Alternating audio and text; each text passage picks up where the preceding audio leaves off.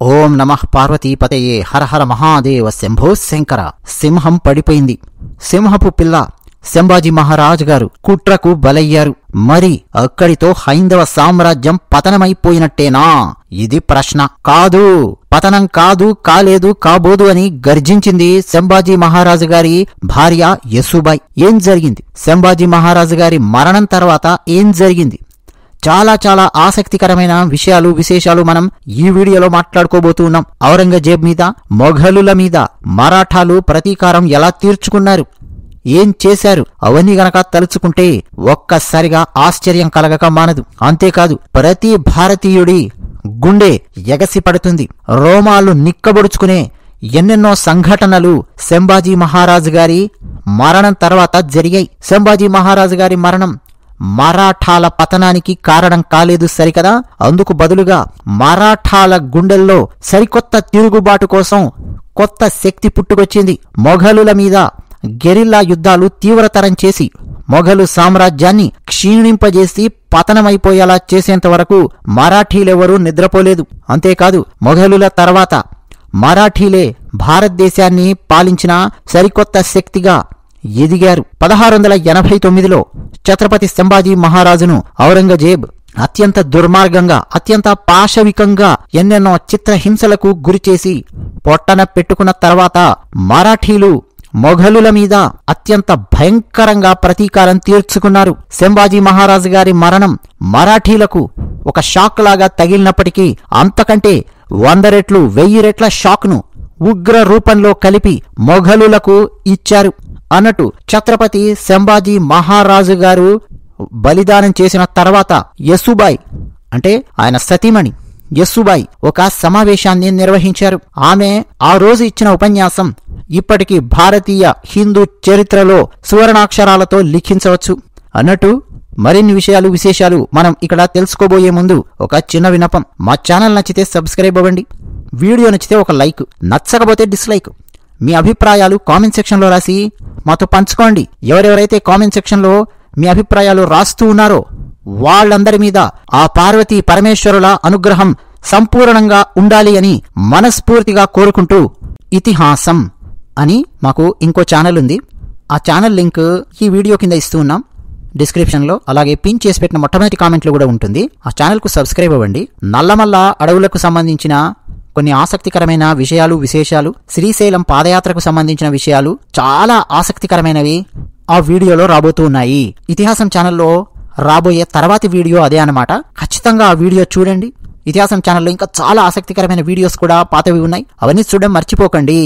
Link ఈ video కింద డిస్క్రిప్షన్లోను, pin చేసి పెట్టిన మొట్టమొదటి కామెంట్లోనూ ఇస్తున్నాను. అక్కడ సబ్స్క్రైబ్ అయ్యి మళ్ళీ అక్కడ నా కామెంట్ సెక్షన్లో మీరు కనిపించాలి. ఎస్, నేను సబ్స్క్రైబ్ అయ్యాను అని మీ కామెంట్స్ నాకు అక్కడ కనిపించాలి. అప్పుడు నేను సంతోషపడతాను. అమ్మయ్య, ఇక్కడ చెప్పాను, మళ్ళీ ఇతిహాసం ఛానల్కి వచ్చి అక్కడ సబ్స్క్రైబ్ అయ్యారు, చూస్తున్నారు అని చెప్పి. వీడియోలో ముందుకెళ్తూ ఉన్నాను. యశోబాయి ఆ రోజు నిర్వహించిన సమావేశంలో ఆమెమీ భయపడిపోలేదు, కృంగిపోలేదు. తన భర్త సంభాజీని అత్యంత దారుణంగా, అత్యంత పైశాచికత్వంతో పొట్టన పెట్టుకున్నారు అని తెలిసిన తర్వాత ఆమె బలహీనురాలైపోలేదు సరికదా. ఆమె ఆ రోజు అక్కడ సమావేశంలో నిలబడి మరాఠా సైన్యాధ్యక్షులను, మరాఠా వీరులను, సైనికులను, సర్దార్లను వాళ్ళందరినీ ఉద్దేశించి మాట్లాడింది. సంభాజీ మహారాజు బలిదానం వృధాగా పోకూడదు. 2 విషయాలు గుర్తుపెట్టుకోండి. మొట్టమొదటిది, ఔరంగజేబుకు ఎట్టి పరిస్థితుల్లో మహారాష్ట్ర దక్కకూడదు. మహారాష్ట్ర అన్నది ఒక అందని ద్రాక్షలాగా ఔరంగజేబుకు మిగిలిపోవాలి. ఇక రెండో విషయం, ఔరంగజేబు పూర్వీకులైన మొఘలు చక్రవర్తులు షాజహాను, అక్బరు, జహంగీరు, ఇలా వీళ్ళందరి సమాధులు ఢిల్లీ చుట్టుపక్కల ఉన్నాయి. కానీ ఔరంగజేబు శరీరం కాదు కదా, శవం కూడా మహారాష్ట్ర దాటి వెళ్లకూడదు. ఔరంగజేబు శవం కూడా మహారాష్ట్ర మట్టిలోనే కలిపేయాలి. ఇది ఆ రోజు సంభాజీ మహారాజు గారి సతీమణి యశోబాయి మరాఠా వీరులను ఉద్దేశించి చెప్పిన విషయం. ప్రతి ఒక్కరూ ఈ విషయాలు గుర్తుపెట్టుకున్నారు. ఇక ఆ తర్వాత మహారాజు ఎవరు అన్న ప్రశ్న వచ్చింది. మరో మాటే లేకుండా రాజారాం పేరు ప్రకటించింది యశోబాయి. ఇంతకు రాజారాం ఎవరు అంటారా? ఛత్రపతి శివాజీ మహారాజు గారి మరో సతీమణి సోయరాబాయి గారి కుమారుడు రాజారాం. అంటే సంభాజీ మహారాజు గారికి సవతి సోదరుడవుతాడన్నమాట. 19 ఏళ్ల వయసున్న రాజారాంను మరాఠా సామ్రాజ్యానికి రాజుగా ప్రకటించింది యసుబాయి. ఆ తర్వాత 3వ ఛత్రపతిగా రాజారాం ఎన్నెన్నో చిరస్మరణీయమైన విజయాలను అందించాడు. ఛత్రపతి అవడం అంటే కేవలం ఆ సింహాసనం మీద కూర్చోవడం కాదు. ఛత్రపతి శివాజీ మహారాజు గారు, ఛత్రపతి ధరంవీర్ సంభాజీ మహారాజు గారు ఏ స్థాయిలో అయితే పాలనను చేశారో, ఏ స్థాయిలో అయితే హిందూ సామ్రాజ్యం కోసం పోరాటం జరిపారో, ఏ స్థాయిలో అయితే భారతీయ సనాతన ధర్మాన్ని నిలబెట్టడం కోసం మొఘలులను వెంటాడి వేటాడారో ఆ స్థాయిలో రాజారాము ముందుకు దూకాడు. అయితే అతనికి మొదటగా ఎదురైనటువంటి సమస్య, సంభాజీ మహారాజు గారు మరణించిన తర్వాత మొఘలులు మహారాష్ట్రలో ఉన్న వివిధ కోటలను స్వాధీనం చేసుకునే ప్రయత్నాలలో ఉన్నారు. ఆ సమయంలో సంభాజీ మహారాజు గారి లాగా తాను కూడా అవ్వకూడదు అని చెప్పి రాజారాం చుట్టుపక్కల ఉన్న సైన్యాధ్యక్షులు సర్దార్లు రాజారాంను మహారాష్ట్ర నుంచి తమిళనాడుకు తీసుకెళ్లారు. తమిళనాడులో ఉన్న జింజీ అనే కోటను తన సెంటర్ పాయింట్ గా పెట్టుకుని అక్కడి నుంచి తన యుద్ధాన్ని కొనసాగించాడు రాజారాం. మొఘలులను ఎదుర్కోవడానికి సరికొత్త వ్యూహాలను రచించి రూపొందించి మరాఠీ సైన్యాన్ని సమీకరించి ముందుకు దూకేలా చేశాడు. అయితే వీళ్లు చేసిన మొట్టమొదటి పని ఏంటో తెలుసా? ఛత్రపతి సంభాజీ మహారాజు గారిని మొఘలులకు పట్టించిన 2 నీచులున్నారు, 2 కుట్రదారులున్నారు. ఒకడి పేరు గానోజీ షిర్కే, రెండోవాడి పేరు కానోజీ షిర్కే. వీళ్ళిద్దరూ కూడా సంభాజీ మహారాజు గారికి దగ్గరి బంధువులే అవుతారు. కానీ ఈ కానోజీ కుట్ర చేసి సంభాజీ మహారాజు గారు ఎక్కడుంటున్నారో, ఆయన వేర్ అబౌట్స్ ఇవన్నీ కూడా మొఘలులకు ఇన్ఫర్మేషన్ పాస్ చేశారు. నిజానికి మీరు చావా సినిమాలో కూడా ఈ సీన్ చూడొచ్చు. అంటే మనవాళ్లే సంభాజీ మహారాజు గారిని ఎలా పట్టించారో చూడొచ్చు. అయితే రాజారాం చక్రవర్తి అయిన తర్వాత కానోజీని వెతికి వెంటాడి తరిమి పిచ్చి కుక్కల్ని కొట్టినట్టు కొట్టి గుండెల్లో కత్తులు దింపి వీళ్ళిద్దరిని నట్ట నడివీధిలో నరికి పారేశారు. మనవాళ్లే మన పట్ల కుట్ర గనక చేస్తే ఆ కుట్రదారులకు ఎంత భయంకరమైన గతి పడుతుందో రాజారాం మహారాజ్ ప్రజలందరికీ తెలియజేశారు. నిజానికి ఈ కానోజీని కాపాడడానికి మొఘలులెవరూ రాలేదు. ఎందుకంటే మొఘలులకు తెలుసు ఈ కానోజీ తనవాడే అయినటువంటి తన సంభాజీ మహారాజుకు వెన్నుపోటు పొడిచారు వీళ్ళు. సరే, మనం వీళ్లకు డబ్బులిచ్చాము, జాగీర్లిచ్చాము, రేపు మనకు వెన్నుపోటు పడవరని గ్యారెంటీ ఏమిటి అని చెప్పి మొఘలులు వీళ్ల గురించి పెద్దగా పట్టించుకోలేదు. కానీ మరాఠా ప్రజలకు మాత్రం అర్థమయ్యింది, మొఘలులకు ఎవరైనా సరే సహాయ సహకారాలు ఈ విధంగా అందిస్తే వాళ్ళకెంత భయంకరమైన గతి పడుతుందో ఛత్రపతి రాజారాం మహారాజు చూపించాడు. అంతేకాదు సంభాజీ మహారాజు గారిని అన్నన్ని హింసలకు గురి చేయడంలో ఎవరెవరైతే ఉన్నారో, అంటే ఔరంగజేబు ఆర్డర్ ఇవ్వగానే ఆ ఆర్డర్ని ఎగ్జిక్యూట్ చేయడానికి, అమలు చేయడానికి ఆ 40 రోజుల పాటు సంభాజీ మహారాజు గారిని శారీరకంగా చిత్రహింసలు పెట్టినటువంటి వాళ్ళు ఎవరెవరైతే ఉన్నారో ఆ సర్దార్లు, సైన్యాధ్యక్షులు, అక్కడ అధికారులు ఎవరైతే ఉన్నారో వాళ్ల పేర్లు సంపాదించారు మరాఠీలు. ఒక లిస్టు తయారు చేశారు. ఎవడెవడైతే ఉన్నారో అధికారులు వాళ్ళందరూ కూడా. ఆ తర్వాత వాళ్లకు ఔరంగజేబు గొప్ప గొప్ప పదవులిచ్చాడు, జాగీర్దారులిచ్చాడు, భూములిచ్చాడు, డబ్బులిచ్చాడు. మరాఠాలు 50 మంది చొప్పున విడిపోయి వాళ్ల కోసం వెతకడం మొదలుపెట్టారు. ఏ అధికారి ఎక్కడెక్కడున్నారో, ఎక్కడెక్కడికి వెళుతున్నాడో కనుక్కొని వెంటాడి వెతికి వేటాడి చురకత్తులతో చీల్చి చెండాడి చంపేశారు. కొంతమంది అధికారులను చంపడానికి 3 ఏళ్లు, 4 ఏళ్లు, 5 ఏళ్లు పట్టింది. కలుగులో దాక్కున్నట్టు 3-4 ఏళ్లు దాక్కున్నటువంటి అధికారులు వాళ్ళు కూడా ఉన్నారు. కానీ మరాఠా సైన్యాధ్యక్షులు వదిలిపెట్టలేదు. వాళ్ళ మీద ఒక కన్నేసుంచారు. ఎప్పుడు వాడు బయటికి వస్తాడు అధికారి ఒక్కొక్క వెతుకుతూ ఉన్నారనమాట. వాడు బయటికి రాగానే అది కూడా అండి ఆ అధికారులను, ఆ సైన్యాధ్యక్షులను చాలా మందిని ఏదో 4 గోడల మధ్య చంపడం, యుద్ధంలో చంపడం కాదు, వాళ్లను వీధుల్లోకి ఈడ్చుకొని వచ్చి జుట్టుబట్టి లాక్కొని వచ్చి సంభాజీ మహారాజు గారిని 40 రోజుల పాటు చిత్రహింసలు పెట్టడంలో వీడు కూడా ఉన్నాడు, అందుకే వీడిని మేము శిక్షిస్తూ ఉన్నాము అని ప్రజలందరి మధ్య ఛత్రపతి సంభాజీ మహారాజు గారికి జేజేలు పలుకుతూ ఆయన ఆత్మకు శాంతి కలగాలి అని చెప్పి ఓ పక్క ప్రార్థిస్తూ ఈ అధికారులను ఒక్కొక్కడిని వీధుల్లో చాలా దారుణంగా చంపారు మరాఠాలు.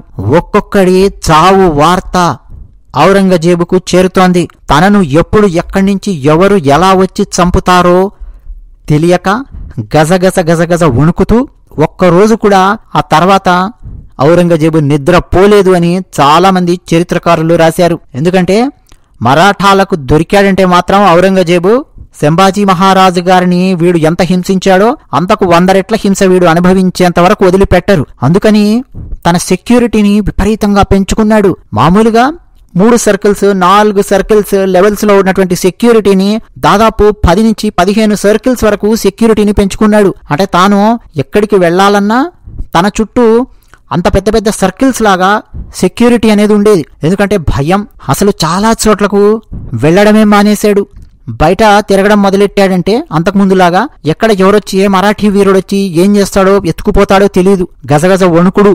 ఇదనమాట ఔరంగజేబు యొక్క మానసిక పరిస్థితి. ఇవన్నీ అండి గత 75 సంవత్సరాలలో మనం చదువుకున్న అకాడమిక్ పుస్తకాలలో చరిత్రలో బయటకు రాకుండా దాచిపెట్టారు కాంగ్రెస్ వాళ్ళు, కమ్యూనిస్టులు, అర్బన్ నక్సల్స్ వీళ్ళందరూ కలిసి చరిత్రను పూర్తిగా దాచిపెట్టారు. ఈ రోజు దురదృష్టం ఏంటంటే సినిమాలు చూసి చరిత్ర తెలుసుకోవాల్సినటువంటి దుర్గతి పట్టింది మనకు. అకాడమిక్ పుస్తకాలలో చదువుకోవాలి. ఈ నీచుడైన ఔరంగజేబు గురించి మనకు పుస్తకాలలో ఏం రాశారో తెలుసా? ఈ ఔరంగజేబు మహానుభావుడు, ట్యాక్సుల ద్వారా వచ్చే డబ్బును తాను ఉపయోగించుకునేవాడు కాదు, తాను టోపీలు కొట్టి జీవించేవాడు.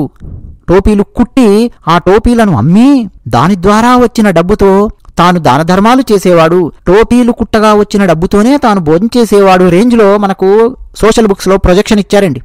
ఇంకా ఈ కాంగ్రెస్ పార్టీకి ఓట్లేసేవాళ్ళు ఉన్నారంటే, ఇంకా ఈ అర్బన్ నక్సల్స్ ను సపోర్ట్ చేసే పార్టీలకు ఓట్లేసే వాళ్ళు ఉన్నారంటే ఏం చెప్పాలండి? మన భారతదేశంలో అఖండమైన చరిత్రను దాచిపెట్టారు. ఇక ఆ తర్వాత తన సైన్యాన్ని 500 మంది, 1000 మంది, 200 మంది ఇట్లా ఒక లెక్క చొప్పున విభజించి ఎవరెవరు ఎంతమంది ఎక్కడెక్కడికి వెళ్ళాలి, ఏ మొఘలుల కోటల మీద పడాలి, ఎప్పుడెప్పుడు దాడి చేయాలి, ఇవన్నీ పథకాలు రూపొందించాడు.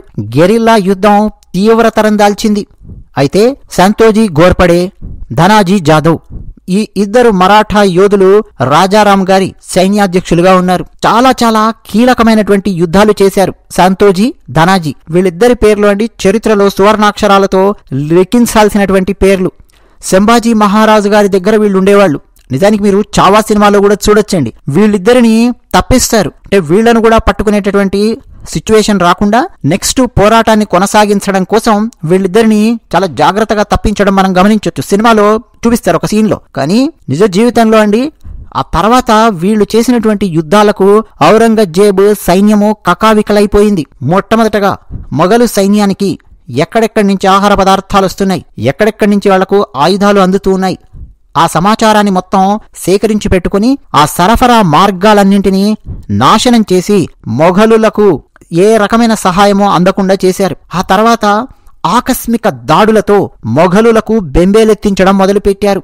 ఉదాహరణకు 1690లో జరిగిన ఒక యుద్ధం గురించి చెప్పాలి. సంతోజీ, ధనాజీ వీళ్ళు 500 మంది సైనికులను తీసుకుని 9 లక్షల సైన్యం ఉన్న ఔరంగజేబు సేన మీదికి దాడి చేశారు. అది కూడా గెరిల్లా యుద్ధం చేశారు. ఫలానా ఒక చోట ఔరంగజేబు ఒక గుడారంలో నిద్రపోతూ ఉన్నాడు అన్న విషయం తెలుసుకున్నారు. అకస్మాత్తుగా 4 వైపుల నుంచొచ్చి ఆ గుడారాల మీద పడి దొరికిన వాడిని దొరికినట్టు నరికి పారేయడం మొదలుపెట్టారు. ఎలాగో కష్టపడి ఔరంగజేబు ఉంటాడు అని చెప్పే గుడారం లోపలికి కూడా వెళ్లారు. కానీ అక్కడ ఔరంగజేబు లేడు.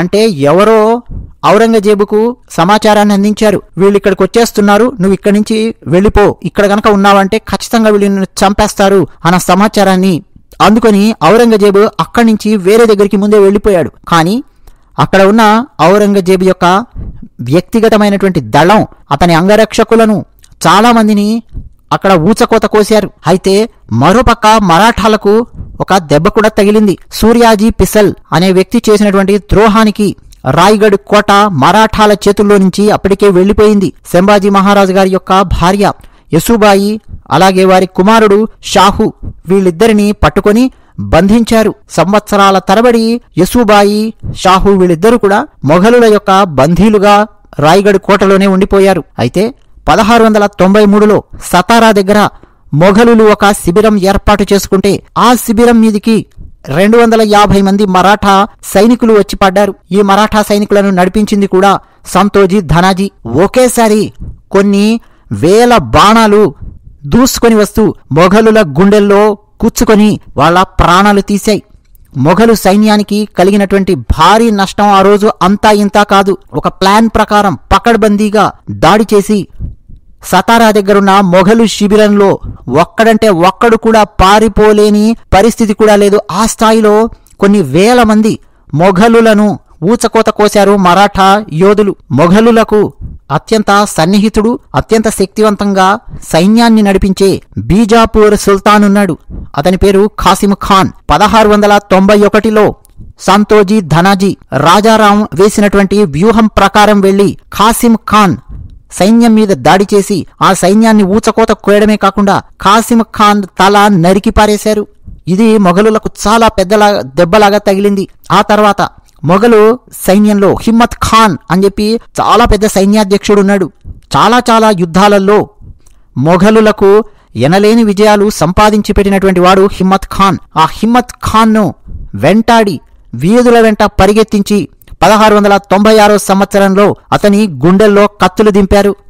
ఇక 1703లో చాలా పెద్ద మొఘలు సైన్యాధ్యక్షుడు, అతని కింద లక్షలాది సైన్యం నడుస్తూ ఉంటుంది. అంటే ఒక్కసారి అతను కమాండ్ ఇచ్చాడంటే లక్షలాది మొఘలుల సైన్యం ఎక్కడ చెబితే అక్కడికి వెళ్లి విరుచుకుపడుతుంది. ఆ స్థాయిలో ఔరంగజేబుకు అత్యంత సన్నిహిత పాత్రుడైనటువంటి మొఘల్ జనరల్ ఫిరోజ్ జంగ్ 1703లో ఫిరోజ్ జంగ్ సైన్యాన్ని నరికిపారేసి ఫిరోజ్ జంగ్ను చుట్టుముట్టి ఫిరోజ్ జంగ్ తల నరికిపారేశారు మరాఠా వీరులు. అయితే ఇవన్నీ ఒక పక్క నడుస్తూ ఉంటే మరోపక్క మీరు చూస్తే తమిళనాడులో ఉన్న జింజీ కోట మీదికి వెళ్లి పడాలి అని మొఘలులు ప్లాన్ చేశారు.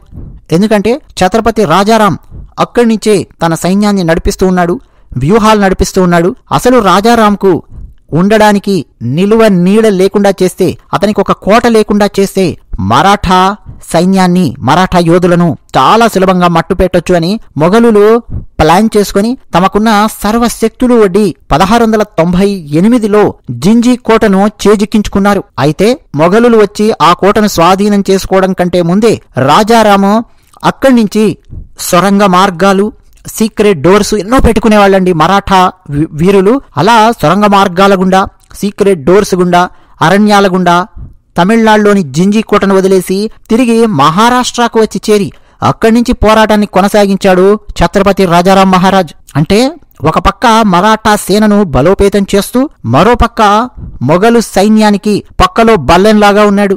మరాఠీలు పశ్చిమ భారతదేశంలో క్రమక్రమంగా బలపడడం ప్రారంభించారు.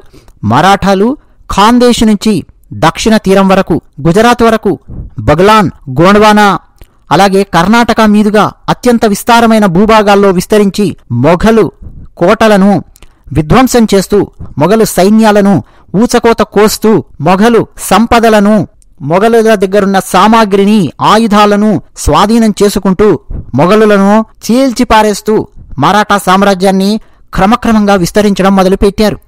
ఔరంగజేబ్ పరిస్థితి ఎలా అయిపోయిందంటే, ఒక పక్క ఛత్రపతి శివాజీ మహారాజు గారు పడిపోయిన, సంభాజీ మహారాజు గారిని కుట్ర చేసి చంపేసిన మహారాష్ట్ర మాత్రం దక్కడం లేదు. సరికదా, పశ్చిమ భారతం మొత్తం మొఘలుల చేతుల్లో నుంచి క్రమక్రమంగా వెళ్లిపోవడం మొదలయ్యింది. దీంతో ఔరంగజేబు పిచ్చెక్కిపోయినట్టయిపోయాడు. అయితే దురదృష్టవశాత్తు 1700 సంవత్సరం రాజారాం, ఛత్రపతి రాజారాం మహారాజ్ ఒక 50 మైళ్ల చేజింగ్లో, ఒక అంబుష్లో తాను పట్టుపడకుండా మొఘలుల మీద యుద్ధం చేస్తూ వాళ్ళ నుంచి తప్పించుకున్నాడు. అంటే వాళ్ళకు దొరకలేదు. కానీ ఆ రోజు జరిగినటువంటి ఆ యుద్ధము, ఆ చేజింగ్, 50 మైల్స్ చేజింగ్ అంటే ఒకసారి ఆలోచించండి. ఆయన ఊపిరితిత్తులు బాగా బలహీనపడ్డాయి. అంటే విపరీతంగా యుద్ధాలలో ఉన్నాడు, శారీరకంగా అలసిపోయాడు, మానసికంగా అలసిపోయాడు. అటువంటి స్థితి. ఆ తర్వాత ఆయనకు విపరీతమైన జ్వరం వచ్చింది. ప్రశాంతంగానే ఆయన శిబిరంలో ఉన్నాడు. కానీ ఆయన దేహం ఆయనకు చెప్తోంది, ఊపిరితిత్తులు బలహీనపడ్డాయి, జ్వరము, ఇక తాను ఎక్కువ కాలం బతకను అన్న విషయము ఆయనకు అర్థమైపోయింది. ఇంకా మరాఠా సైన్యాధ్యక్షులందరినీ పిలిచి తాను ఉన్నా లేకపోయినా పోరాటం ఆగకూడదు అని ప్రకటించాడు. సంభాజీ మహారాజు గారు 31 సంవత్సరాల వయస్సులో స్వర్గస్థుడైతే 30 సంవత్సరాల వయస్సులోనే ఛత్రపతి రాజారాం మహారాజ్ ఆయన వీర స్వర్గం అలంకరించాడు. అయితే ఏ యుద్ధాలలోనూ వీళ్ళెవరూ మరణించలేదు మీరు గనక గమనిస్తే. మరి 1700 సంవత్సరంలో ఈయన మరణించిన తర్వాత ఎవరు మరాఠా సామ్రాజ్యపు సింహాసనం మీద కూర్చొని ముందుకు నడిపిస్తారు అన్న ప్రశ్న వచ్చింది. చూస్తే పిల్లలందరూ, చిన్నపిల్లలు ఉన్నారు, అబ్బాయిలందరూ ఏంటి పరిస్థితి అనుకున్నటువంటి సమయంలో ఛత్రపతి రాజారాం గారి భార్య తారాబాయి, ఆమె ఖడ్గము దూసి నిలబడింది. అన్నట్టు ఈ తారాబాయికి ఛత్రపతి శివాజీ మహారాజు గారు అంటే ఎంత భక్తి అంటే తన కుమారునికి శివాజీ అని చెప్పి పేరు పెట్టుకుంది. చరిత్రలో శివాజీ మహారాజు గారి తర్వాత రెండవ శివాజీ అన్న పేరు ఎవరుకుంటుందంటే రాజారాం తారాబాయి. వీళ్ళ కుమారునికి రెండవ శివాజీ అని చెప్పి పేరు అన్నమాట చరిత్రలో. ఇక తారాబాయి ప్రకటించింది అటక్ నుంచి రామేశ్వరం వరకు హైందవీ సామ్రాజ్యాన్ని స్థాపించాలి అన్నది శివాజీ మహారాజు గారి కోరిక. ఛత్రపతి శివాజీ మహారాజు గారు ఏ కలలైతే కన్నారో ఆ కలల్ని నెరవేర్చడానికి మరాఠీ స్త్రీలు కూడా ముందుకు దూకుతారు, పదండి అని వీర శంఖాన్ని పూరించి ఖడ్గం తీసుకుని యుద్ధానికి బయలుదేరింది తారాబాయి. ఇక ఆమె తెలివితేటలతో ఆమె వ్యూహంతో మొఘలులు మరింతగా చిక్కుల్లో పడిపోయారు. తారాబాయి పరిపాలనలో మరాఠీలు మరింతగా బలపడ్డారు. భర్త లేకపోయినా ఆ స్థాయిలో పరిపాలన చేస్తోంది, అదే స్థాయిలో వ్యూహాలు రచిస్తోంది, యుద్ధం చేస్తోంది.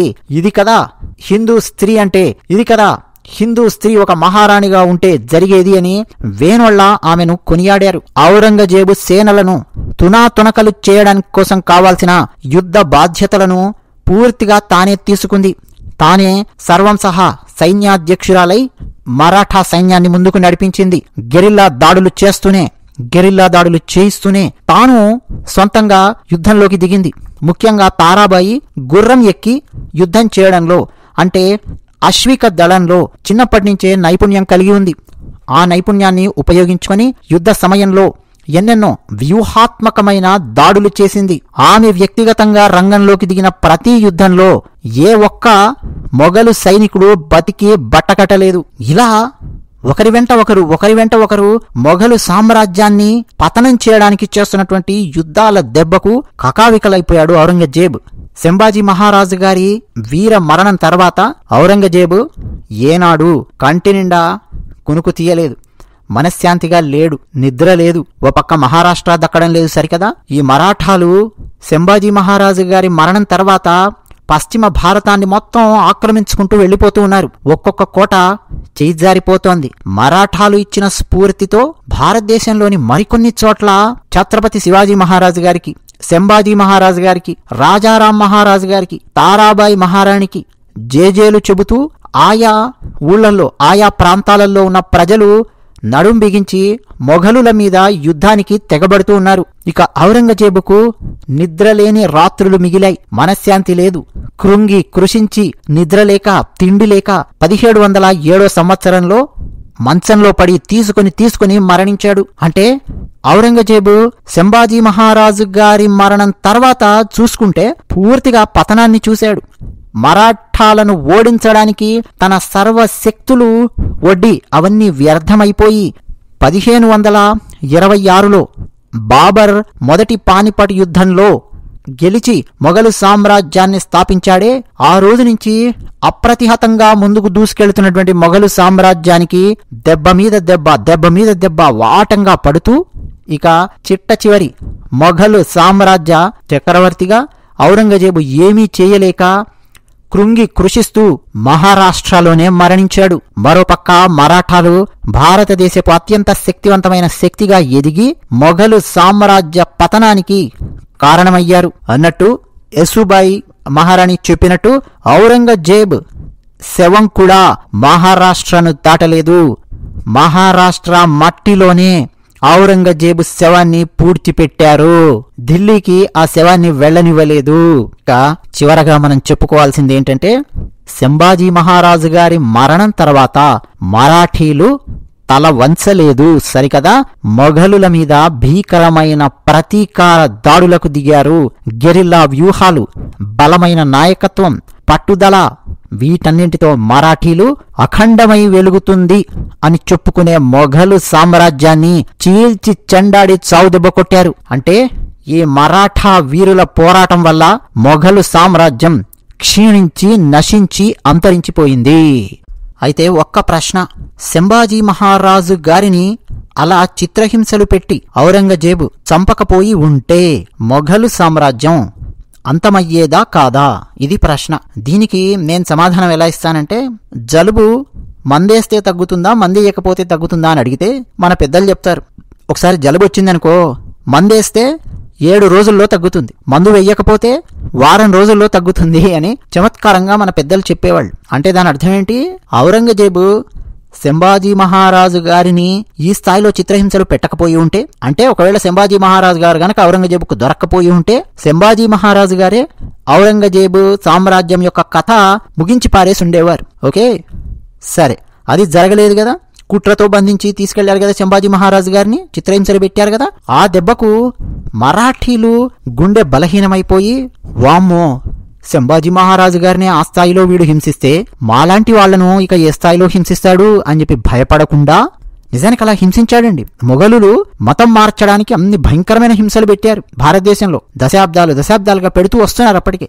కానీ మరాఠాలు వెనుకంజ వేయలేదు. సంభాజీ మహారాజు గారి మరణానికి ప్రతీకారం తీర్చుకోవాల్సిందే. అసలు మొఘలు ఎవడరా? మొఘలు ఏ దేశం వాడురా వీడు? ఎక్కడి నుంచి వచ్చాడురా వీడు? తరిమి కొట్టండి రా కుక్కల్ని కొట్టినట్టు అన్న స్ఫూర్తితో ముందుకు దూకారు మొఘలులు. సో అలా ఔరంగజేబు సామ్రాజ్యం, మొఘలు సామ్రాజ్యం పతనం అయిపోయింది. అంటే సంభాజీ మహారాజు గారు జీవించి ఉన్న పతనం అయ్యేది, వారు మరణించిన తర్వాత అంతకు రెట్టించినటువంటి ఉత్సాహము, స్ఫూర్తి పగ రూపంలో బయటకు వచ్చింది. సో అలా కూడా మొఘల్ సామ్రాజ్యం పతనం అయ్యింది. ఇది నా సమాధానం అనమాట. ఓం నమః పార్వతీపతయే హర హర మహాదేవ శంభో శంకర.